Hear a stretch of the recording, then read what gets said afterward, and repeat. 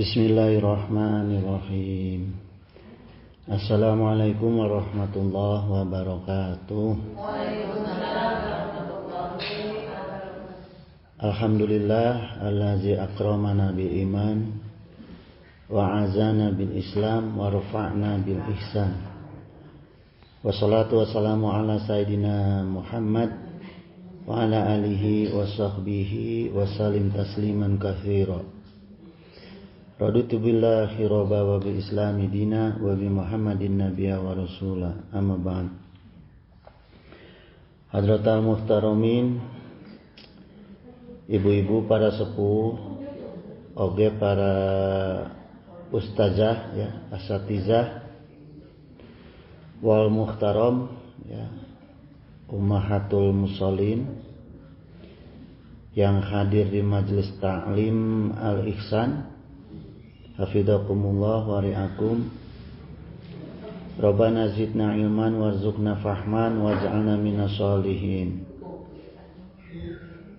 Ibu-ibu, insyaallah sore ini kita kupas perkawis akidah ikhlas ya. Banyak kan ibu-ibunya nih. Ini mumpung sedikit nih. Mumpung ibu-ibunya sedikit, saya kuis dulu nih, saya kuis nih. Kemarin banyak hadinya nggak ada. Enggak tahu jadwal, nanti mah dibikinin jadwal aja ya, biar saya tahu. Bu, ada kuis nih Bu. Nah, jadi nanti pengajian saya itu, tapi tidak selalu ya. Tidak selalu pengajian saya, tapi terkadang gimana keretak hati aja, saya pengen ngadain kuis. Ya. Maksudnya gini, supaya apa? Supaya ibu-ibu dalam pengajian saya itu memperhatikan materi-materi pengajiannya, ya, karena di pertemuan-pertemuan berikut-berikut kadang-kadang dipertanyakan itu. Ya. Dan ada hadiahnya nih, Bu. 5 lembar. 1, 2, 3, 4, 5 nih, Bu. Pertanyaannya, siapa ratunya ahli surga? Siapa aja? Ratunya ahli surga siapa aja nih Bu? 5 nih. 1, 2, 3, 4, 5. Lumayan untuk beli garam. Yang ceweknya gitu. Iya. Seperti Siti Khadijah gitu. Terus? Terus? Siapa? Coba sebutin. Nanti hadisnya saya sebutin, saya sampaikan. Siapa? Ada berapa? Ayo. Siapa Bu? Fatimah 1. 2. Aisyah 3. Satu lagi siapa? Ajara, anaknya gitu. Hah? Anaknya Ajara, Siti Ajara. Siti Ajara. Siti Ajara. Bukan Bu. Ada 4 Bu. Satu lagi siapa? Maria. Nih Bu hadiahnya nih Bu.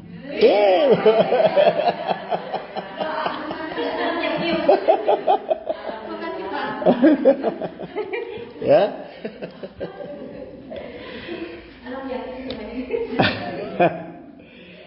Jadi Rasulullah SAW bersabda, Sayyidatun Nisa ahlil jannah arba'in. Ya.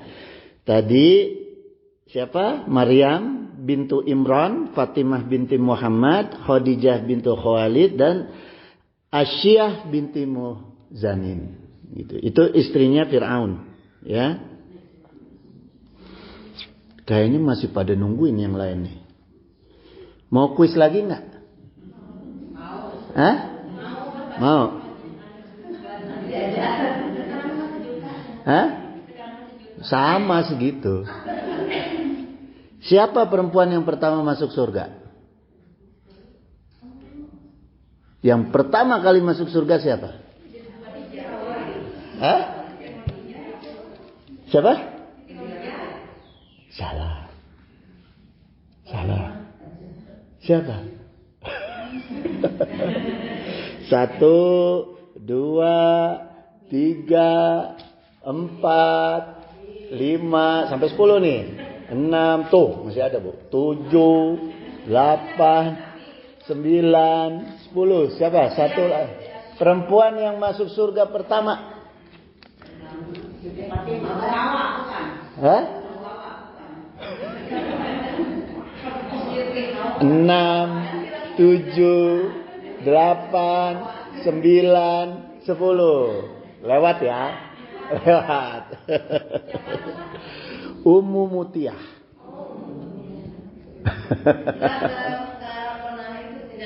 Nggak pernah dengar. Ya, jadi gini, satu ketika Sayyidah Fatimah itu bertanya pada Rasulullah, siapa perempuan yang pertama kali masuk surga? Dijawab oleh Rasulullah, dia adalah Ummu Mutiah. Ya, penasaran nih, penasaran. Selaku putri Rasul, kok bukan saya? Ya kan? Penasaran, akhirnya datang ke rumah Ummu Mutiah. Ya, datang ke rumah Ummu Mutiah itu di pinggiran kota Madinah.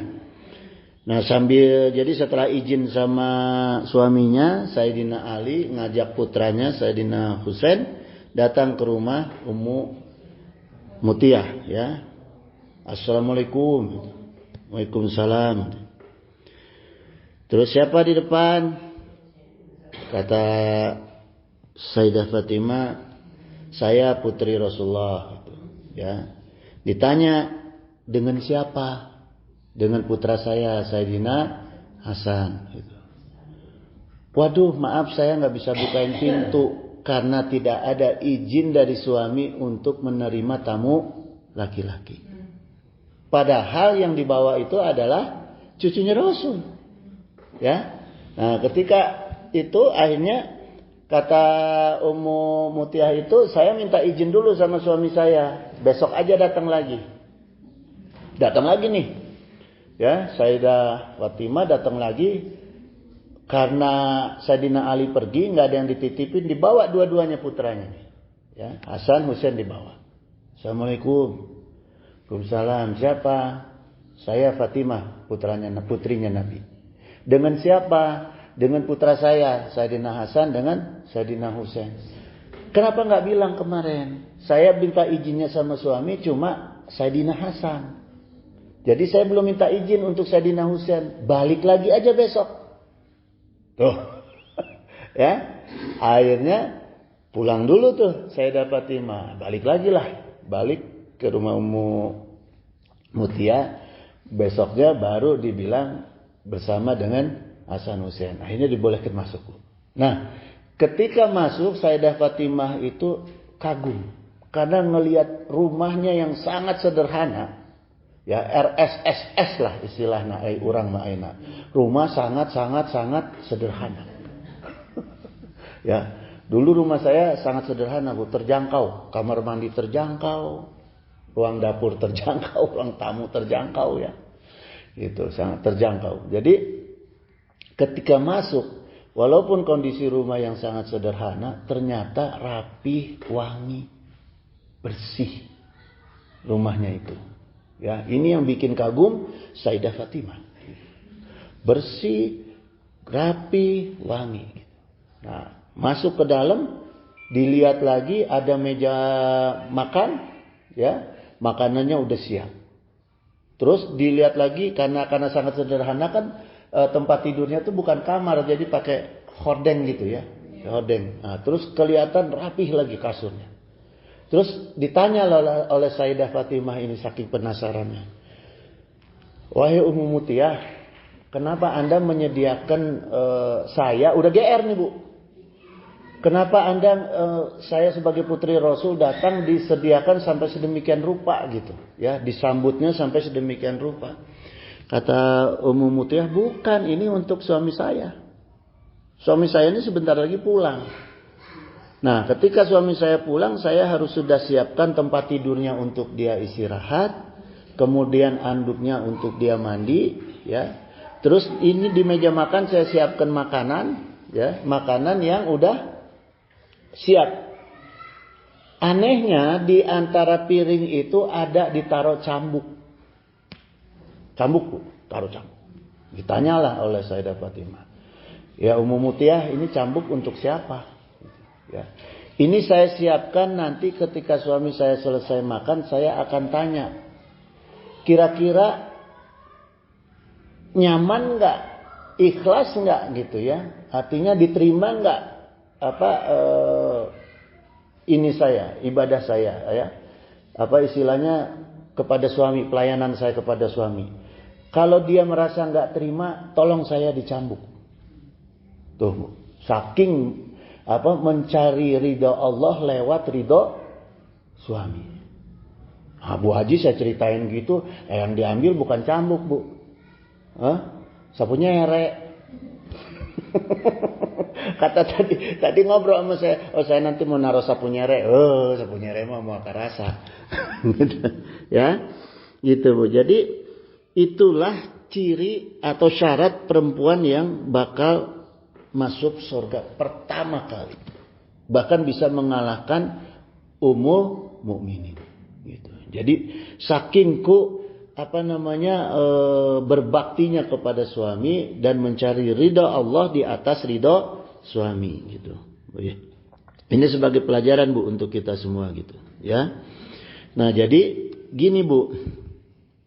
Semua kunci jalan menuju surga itu ada pada hadis Rasulullah SAW, innallaha la yaqbalu minal amal ila makana lahu kholisan, ya.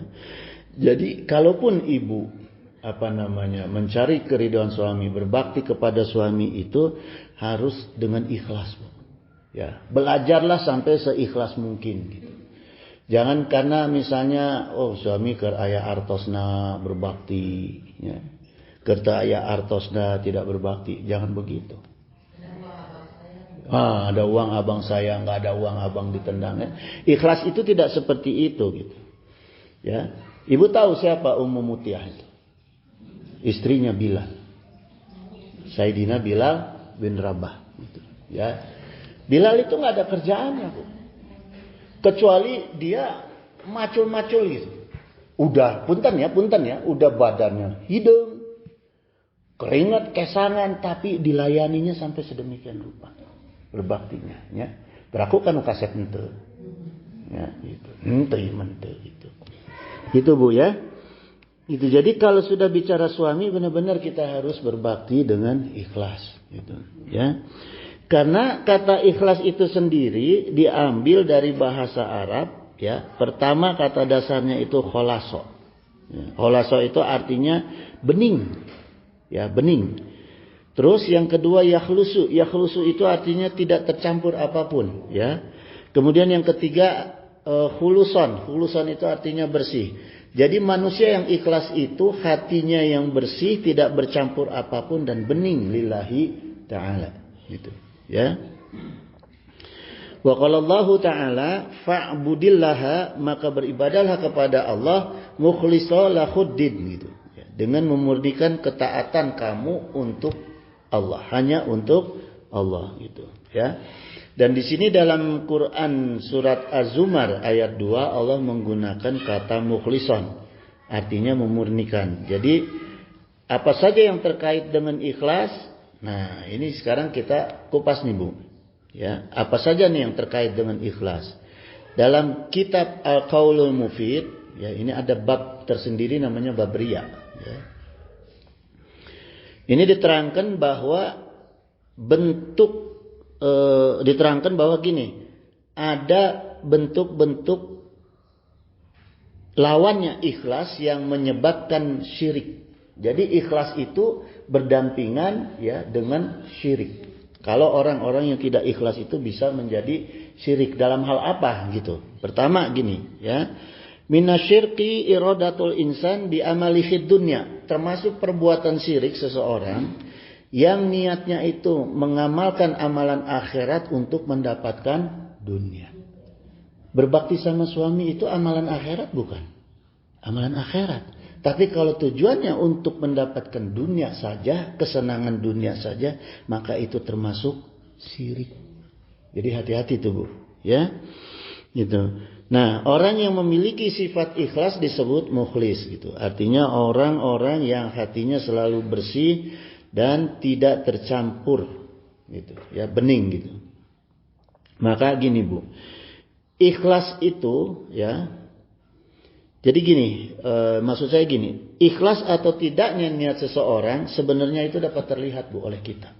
Gitu. Jadi suami ibu sebenarnya bisa ngukur ibu ini ikhlas apa enggak. Makanya harus hati-hati, ya.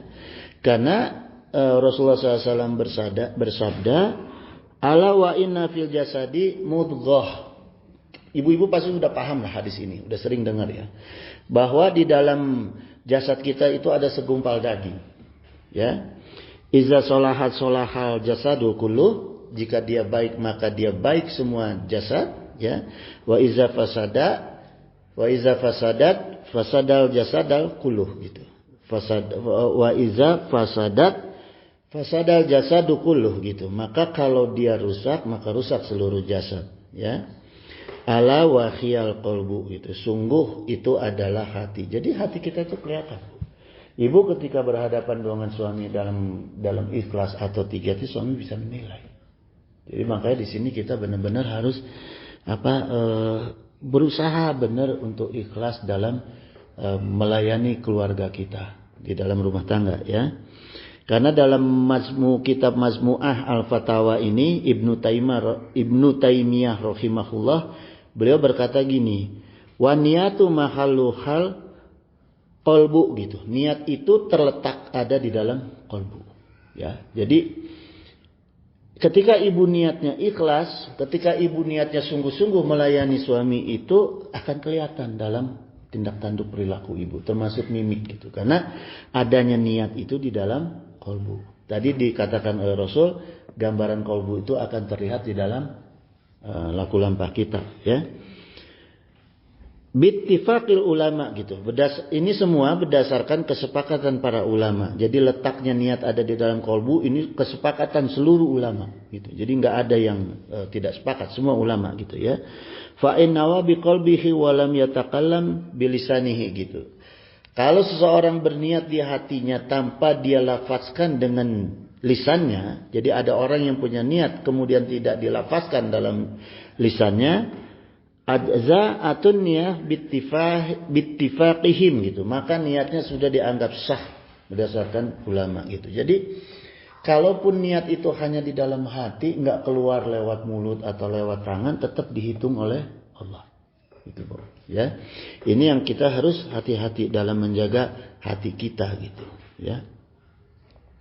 Kemudian Allah berfirman di dalam Quran surat Shad ayat 82-83, qala fabi izzatika la aghwiyannahum ajma'in gitu. Iblis kan pernah disidang oleh Allah, kemudian iblis itu menjawab kepada Allah, ya, fabi izzatika, demi zat engkau wahai Allah, ya, la aghwiyannahum ajma'in gitu. Aku akan menyesatkan seluruh ajma'in, seluruh Bani Adam. Enggak laki, enggak perempuan, enggak anak-anak, enggak dewasa, enggak tua, semua akan disesatkan oleh iblis, ya.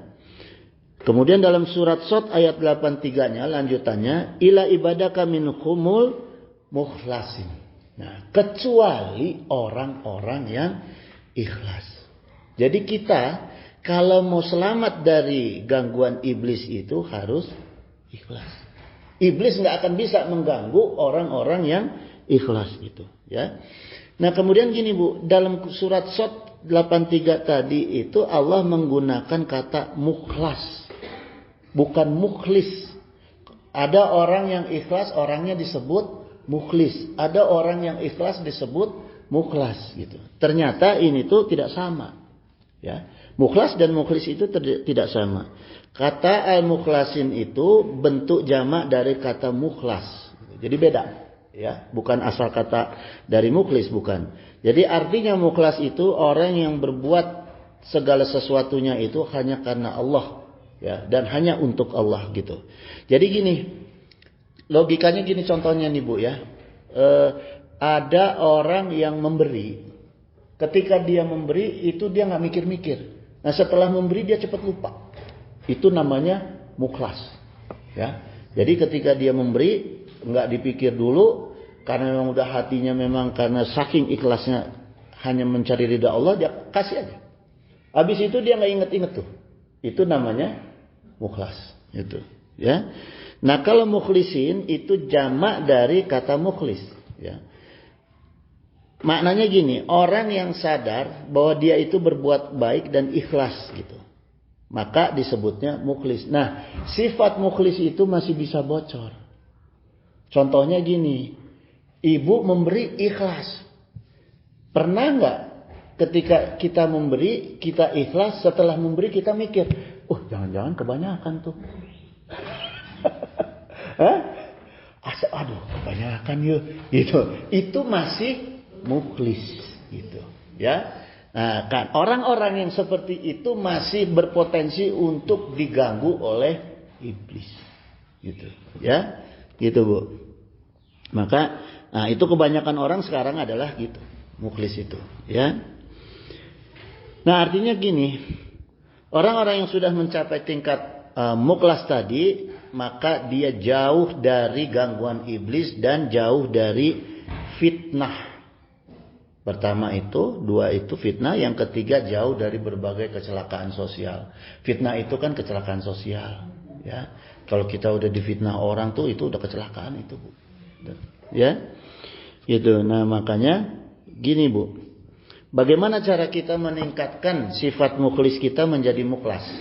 Ya, menjadi mukhlas. Kata ulama tasawuf, itu Maqul Asyami, beliau mengatakan gini. Seorang hamba ya yang punya keikhlasan di dalam hati itu dilatih selama 40 hari jangan pernah putus. Gitu. Ya. Latih 40 hari jangan pernah putus dalam ikhlas. Contohnya gimana? Kita kan kadang-kadang ibu melayani suami ada ikhlasnya ada enggaknya, Bu, ya. Nah, kalau pas lagi enggaknya malas enggak, Bu? Malas. Ibu paksain. Paksain.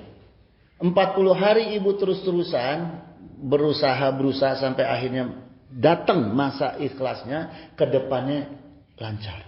Insya Allah. Ya. Gitu, Bu. Ini yang diajarkan oleh ulama tasawuf. Makanya orang-orang yang disebut mukhlas itu orang-orang langka gitu, ya. Nah, kemudian lawannya dari ikhlas itu li'anal insana fil babi sabit ya'malu riya gitu, ya. An yuridu ayumdahal fil ibadah. Jadi lawan daripada ikhlas itu dalam kitab Al-Qaulul Mufid itu disebut adalah riya. Ya, ini ditulis dalam bab riya gitu. Jadi orang yang beramal dengan amalan akhirat tapi ingin dipuji dalam ibadahnya itu disebut riya. Jadi ada orang yang beribadah tapi dia nggak mencari uang, ya, cuma ingin mencari ketenaran, ingin disebut wah si Fulan, jadi ustadz, gitu, ya, dia nggak ada minta amplop, minta uang, nggak ada, cuma tujuannya untuk disebut-sebut gitu, ya, itu disebutnya riya, gitu, ya. Fayuqalu wal abid, maka dia dikatakan ahli ibadahnya. Jadi targetnya dia itu hanya menginginkan pujian gitu, ya, hanya pujian sebagai ahli ibadah. Wala yuridu naf'al madi, dan dia tidak menginginkan harta atau materi. Itu yang disebut riya, ya. Yang kedua, la yuridu am yudahabi ibadah gitu. Seorang yang dia itu bukan karena mau dipuji dalam ibadahnya. Ada yang kedua lawannya dari ikhlas, yang satu riya, yang kedua ini bukan orang yang mau dipuji dalam ibadahnya, wala yuridul mara'ah, dan juga dia tidak ingin dipuji atau tidak ingin karena apa? Tidak karena ingin mendapatkan perempuan, mar'ah itu perempuan, ya. Bal ya'budullaha mukhlishalahu, dan dia itu seolah-olah beribadahnya ikhlas untuk Allah Azza wa Jalla. Jadi tidak ingin dipuji, tidak ingin karena perempuan, ibadahnya itu seolah-olah ikhlas karena Allah Ta'ala. Walakinahu yuridu sayi'an minad dunya. Nah ini yang banyak sekarang. Ini yang sangat banyak. Tapi dia menginginkan segala sesuatunya dari dunia dalam ibadahnya. Misalnya saya datang ke sini ngaji, nggak bisa nggak datang ngaji kalau bayarannya nggak sesuai. Ya, itu termasuk dalam perkara yang tadi, gitu ya.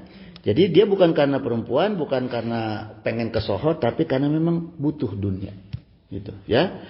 Kalmal wal martabah, seperti dia menginginkan harta, wal martabah, martabat, wasyihah fi nafsihi, dan juga menginginkan kesehatan untuk dirinya, termasuk juga wa akhli wa walidihi wa ma asbaha zalik, gitu. Termasuk juga dia menginginkan untuk istrinya, untuk anaknya, atau untuk sejenisnya. Jadi misalnya gini, Bu.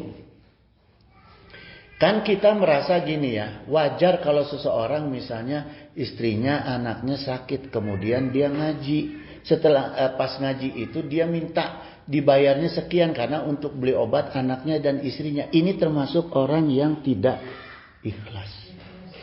Ya. Sekalipun untuk kebutuhan berobat anaknya atau istrinya, tidak boleh. Gitu, ya. Atau pura-pura misalnya, mangga abdi pada ngaji nih, pada angkat gitu, tapi aduh nggak punya uang untuk berobat, nggak minta dia, tapi itu tetap tidak ikhlas, gitu ya, tidak boleh disampaikan gitu. Jadi kecuali kalau misalnya tiba-tiba orang itu ada ngasih hadiah atau nggak apa-apa, itu diterima oleh Rasulullah, ya. Fahuwa yuridu bi amalihin naf'an fi dunya ghafilan ansawabil akhirah, gitu. Maka dia menginginkan dengan amalnya itu dia mendapatkan manfaat dunia, ya. Naf'an fi dunia artinya manfaat dunia, ghafilan ansawabil akhirah, tapi dia lalai dari pahala akhirat, gitu. Jadi dia mementingkan perkara dunianya aja, akhiratnya dia tinggalkan. Jadi artinya orang-orang yang seperti itu dia tidak dapat pahala akhirat, hanya dapat dunia, gitu ya. Dan dunianya pun sebatas kebutuhannya aja, nggak bisa lebih, ya. Gitu.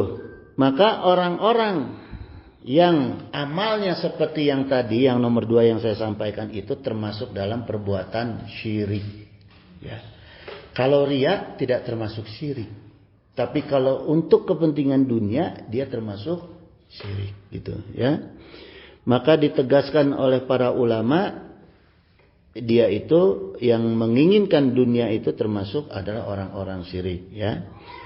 Karena gini, ibu-ibu, ya, ada ungkapan gini, akhlasul mudarisu fi tadris, ya. Guru itu harusnya ikhlas dalam mengajar, fi tadris. Jadi kalau kita mengajar, apalagi khususnya ilmu agama, harus ikhlas, gitu, ya. Bukan mau dipuji, bukan mau dibayar dan sebagainya, gitu, ya. Kemudian gini, kenapa harus seperti itu, ya? Harus ikhlas sedemikian rupa itu, karena tadi salah satu makna kata ikhlas adalah murni. Nah, sedangkan Allah menurunkan agama kita, agama Islam itu sebagai agama yang murni, gitu. Jadi kalau kita mau menganut agama Islam harus benar-benar murni, harus benar-benar ikhlas, ya. Wa qala Allah taala ala lihadi dinul khalisu, gitu. Hanyalah bagi Allah agama yang murni. Agama apa yang dimaksud oleh Allah? Inna dina indallahil Islam, gitu. Agama yang diridhoi di sisi Allah hanya Islam. Buktinya apa? Agama Islam itu agama yang murni. Kita lihat dalam kitab sucinya, ya. Kitab suci sebuah agama kalau isinya udah campuran-campuran, maka dia agamanya jadi campuran. Benar nggak? Ya. Contohnya gini, ada agama yang kitab sucinya itu isinya perkataan manusia, ya. Itu maka tidak bisa dibentuk dalam satu ketentuan baku kitab suci. Karena di Sunda agamanya Sunda, di Amerika agamanya Amerika, ya, di setiap daerah agamanya beda-beda, maka Tuhannya pun jadi beda-beda. Ya, ada di negara Afrika Tuhannya seperti orang Afrika, karena kitabnya berbahasa Afrika. Makanya orang penganut agamanya itu sendiri bingung, aduh, kok Tuhan saya kok lain-lain, gitu, ya. Nah, sementara Al-Quran, Bu, murni kalam Allah. Tidak ada isi perkataan makhluk setinggi apapun pangkatnya, bahkan Nabi dan Rasul di dalam Al-Quran. Nggak ada. Makanya perkataan Rasulullah itu terpisah disebut hadis. Ya. Makanya itulah Islam itu terbukti bahwa Islam itu sebagai agama yang murni gitu, ya. Tapi jangan salah, Bu, ketika kita sudah menganut agama Islam juga, kita juga bisa keluar dari agama Islam. Ya, dan ada dosa yang sulit diampuni, ya, di dalam agama Islam itu, yaitu dosa syirik, ya, perbuatan syirik gitu. Inna akhwafa ma akhafu alaikum musyirkul asghar. Jadi salah satunya gini, Bu, salah satu sifat syirik nih, ya. Rasulullah itu pernah ditanyakan oleh para sahabat, ya, bahwa Rasulullah bersabda ini kepada para sahabat di dalam kumpulan Rasulullah bersama sahabat. Rasulullah bersabda gini, inna akhwafa ma akhafu alaikumus syirkul asghar gitu. Sungguh sesuatu yang paling aku takutkan yang terjadi pada kalian itu syirik kecil. Syirkul asghar itu syirik kecil, ya. Qalu, kemudian bertanya para sahabat, wa ma syirkul asghar ya Rasulullah, ya. Apakah itu syirik kecil ya Rasulullah? Ya, ditanya oleh para sahabat, dijawab oleh Rasulullah, qala riya. Jadi riya itu adalah syirik kecil. Ini hati-hati, Bu, ya. Ketika kita sudah ada rasa hati riya, itu menjadi syirkul asghar gitu, ya. Kemudian gini, memahami hadis ini, Imam Nawawi menjelaskan bahwa al-ikhlasu bi an tahurat khawasuhud dokhirah wa batinah gitu, ya. Maaf, mata saya agak ini. Jadi ikhlas itu kata Imam Nawawi, ya, bi an tahurat khawasuhud dokhirah wal batinah. Jadi ikhlas itu membersihkan apa ini? Panca indera, ya.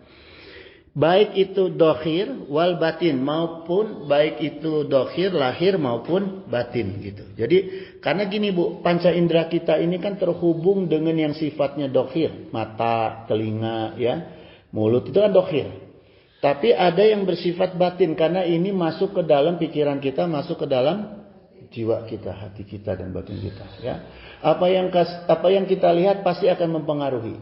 Kalau kita kosong. Kalau kita kosong, kita nonton telenovela, ibu nggak sadar, toto nangis, ya kan?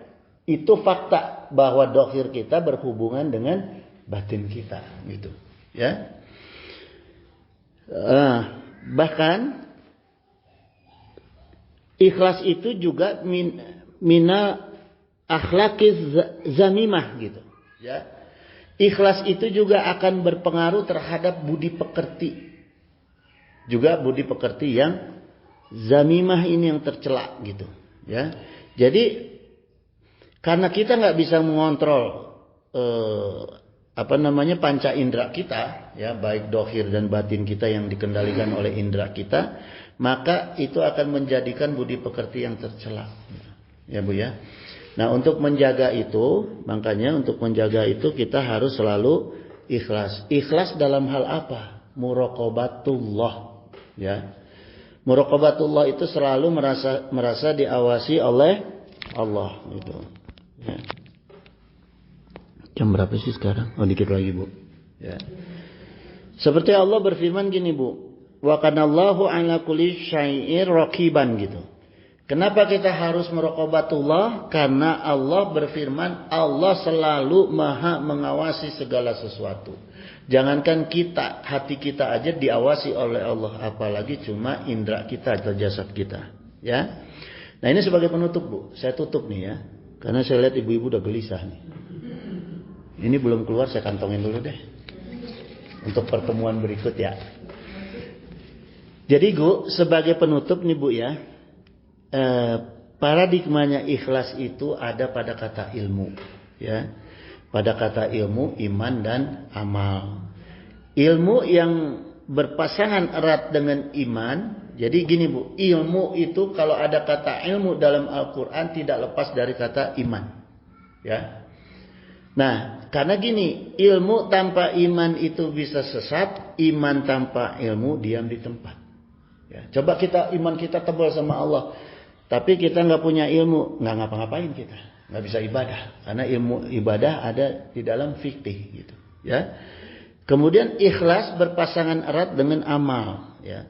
Jadi amal tanpa ikhlas tidak berguna, ikhlas tanpa amal tidak bernyawa, gitu, ya. Jadi kita ikhlas aja nggak ngapa-ngapain yang ada nyawanya, ya. Gitu, demikian Bu, saya tutup dulu. Insya Allah pertemuan depan kita kaji yang lain. Masih ada hadiahnya ya, siap-siap. Wallahul musta'in ala kulli hal. Semoga Allah menolong kita dalam berbagai hal. Wallahu waliyut taufiq wasyadat. Innahu sami'un qaribun mujibud da'wah wa yaqdiyal hajah.